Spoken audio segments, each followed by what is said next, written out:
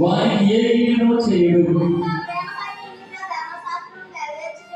కనుక ప్రేమ కలిగి ధర్మశాస్త్రమును నెరవేర్చే.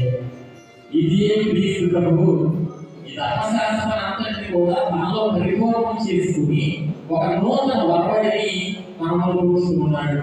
అదే ప్రేమ కలిగి మరి ధర్మశాస్త్రం నెరవేర్చే అని ప్రభు మనతో మాట్లాడుతూ ఉన్నాడు. ఈ ప్రేమను కలిగి ఉన్నప్పుడు మనము ఈ చట్టంలో ఉన్నటువంటి ఆజ్ఞలన్నీ కూడా ఆ ప్రేమ అనేది అడిగి ఉన్నది అని అర్థం చేసుకోవాలి. మనం ఈరోజు సృష్టించబడంలో అనేకమైనటువంటి విషయాల గురించి విని ఉన్నాం.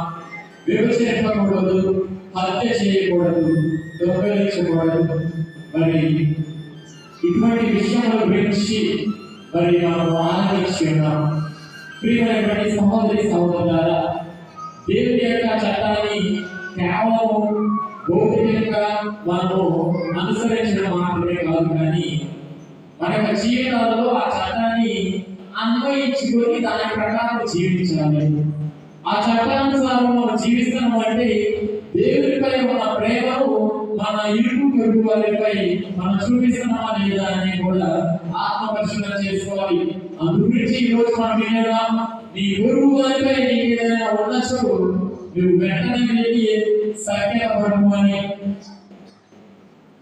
సమాధాన పడాలి. మొదటి పట్టణంలో మనం స్వేచ్ఛ గురించి ఆలోచించి ఉన్నాం. రెండవ పట్టణంలాగా ఈ సువార్త పట్టణంలో సఖ్యత గురించి మనం నేర్చుకోవాలి. మనకు దేవుడు ప్రసాదించినటువంటి ఈ స్వేచ్ఛను మనము ఇతరులతో సఖ్యపడడానికి మనం వినియోగించుకోవాలి.